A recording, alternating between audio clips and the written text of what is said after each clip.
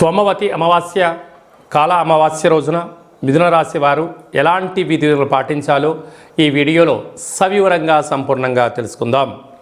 మిథున రాశిలో ఏ నక్షత్రాలు వస్తాయనగా వృషిర నక్షత్రంలోని 3వ పాదం, 4వ పాదం, ఆరుద్ర నక్షత్రంలోని 4 పాదాలు, పునర్వసు నక్షత్రంలోని 1, 2, 3 పాదములు కలిపితే మిథున రాశి. చాలామందికి పుట్టినటువంటి కాల సమయంలో డేటా ఆఫ్ బర్త్లు లేనటువంటి కారణం చేత పేరు యొక్క మొదటి అక్షరాన్ని అనుసరిస్తూ రాశిని తెలుసుకునే ప్రయత్నం చేద్దాం. కా, కి, కు, కం, అజ్ఞ, చ, కే, కో, హ అక్షరాల వారందరూ కూడా మిథున రాశి జాతకులే. మిథున రాశి యొక్క అధిపతి బుధ భగవానుడు.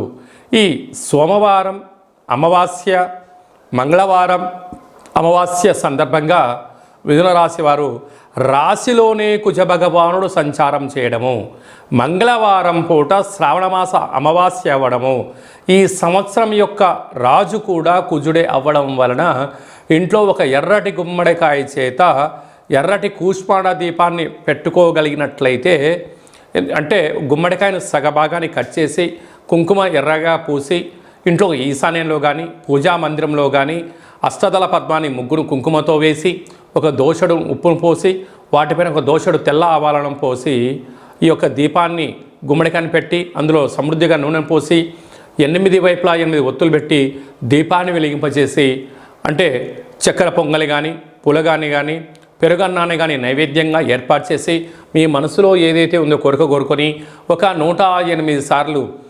ఓం కాలభైరవాయ నమః అనేటువంటి మంత్రాన్ని ఉచ్చరింపచేసి అయిన తదనంతరము వీటిని చాకలి వాళ్ళకు దానం చేసినట్లయితే మనకు ఉండబడినటువంటి జాతకంలో ఉండబడినటువంటి రుణ సమస్యలు, రోగ సమస్యలు, శత్రు సమస్యలన్నీ కూడా గాలిలో కలిసిపోయి ప్రశాంతమైన జీవితానికి స్వాగతం పలుకుతారు అని చెప్పి గమనించాలి.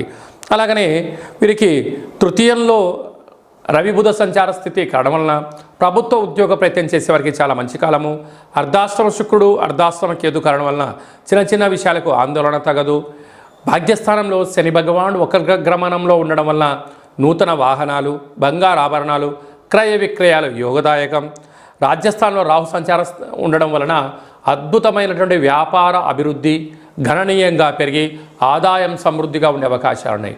వ్యయంలో దేవగురు బృహస్పతి సంచారం చేయడం వలన భక్తి మార్గము ఆధ్యాత్మిక మార్గంగా ఉండడం వలన అనవసరమైన ఖర్చులను నివారించగలిగితే మిథున రాశి వారంతా అదృష్టవంతులు లేరు అని చెప్పి గమనించగలగాలి.